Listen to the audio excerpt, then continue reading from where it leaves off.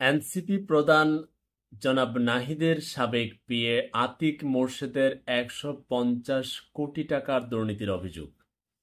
তিনি নাকি নগদের ৬ তলা ভবনের একটা অফিসে বসেন, তার স্ত্রীকেও একটা ক্যাশ কাউন্টার দিয়েছেন, আত্মীয় স্বজনকে বসিয়েছেন, ইচ্ছামতো পয়সাপাতি লুটমোট করে নিয়ে যাচ্ছেন। এবার নাহিদ কেন চুপ?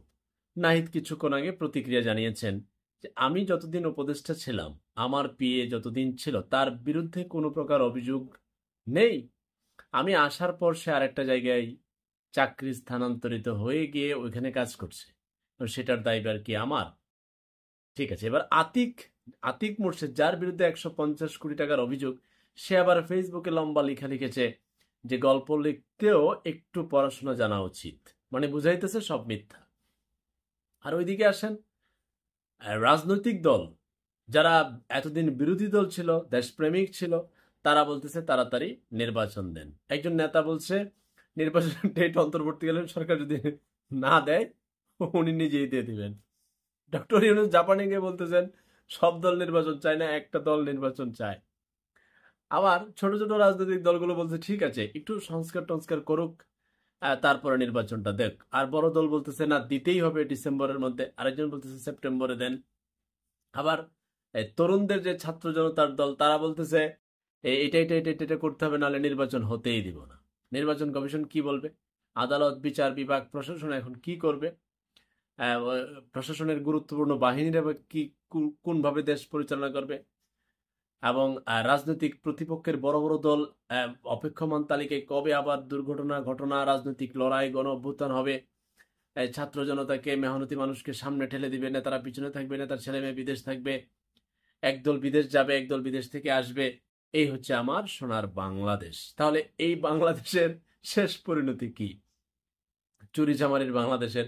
ওই বিসিবি সভাপতি ফারুক আসলো, ৬ মাসের ভিত্তেই ১২০ কোটি টাকা ব্যাংকের কোথায় ট্রান্সফার নিয়ে দেন দরবার করে উনি মধ্যরাতে নাই। এখন আমিনুল ইসলাম বুলবুল আইসা বসছেন, তিনি ফুলের মালা পাবেন। এখন বাংলাদেশে কিন্তু ফুলের মালা আর জুতার মালা খুব কাছাকাছি। আপনি কারে কোন সময় ফুলের মালা দেয়, কোন সময় জুতার মালা দেয়, আপনি টেরই পাবেন না। আপনি যাকে দেখতেছেন পুরো জাতি তাকে ফুলের মালা দিচ্ছে, আবার পুরো জাতি তাকে জুতার মালা দিচ্ছে। এটা বড় অদ্ভুত জাতি, কেলানির জাতি। কোন সময় কারে কারে সম্মানিত অসম্মানিত করে আপনি টেরই পাবেন না। আর কোনো পদে বসলে চারপাশে আই লাভ ইউ চুরের খেলা। আর আপনি সৎ থাকবেন, আপনারে বানাইব চুর, নাহলে আপনিও চুরি করবেন, মিল্লা জিল্লা কারবার। এখন মহান আল্লাহ পাক যদি চান এই জাতির উন্নতি, এই জাতির বিশাল কিছু না হলে, পৃথিবীর বহু জাতি কিন্তু আপনার তার পাপে এত পাপিষ্ট হয়েছে, পরে পুরো জাতি পানির নিচে, শহর পানির নিচে। মাঝে মধ্যে কিন্তু এরকম নিউজ আসে।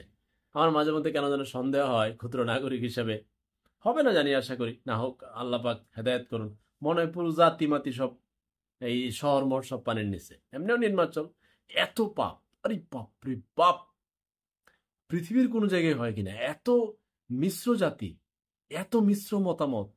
এই এমনি ফুলের মালা, এমনি গলার মালা, এই জুতার মালা, হেরে দৌড়াইতেছে হেরে দৌড়াইতেছে। স্বাধীনতা পরবর্তী যত শাসক আসছে, শাসকও ভালো না, শেষও তার ভালো না। দেখা যাক ইউনুসের কপালে কি।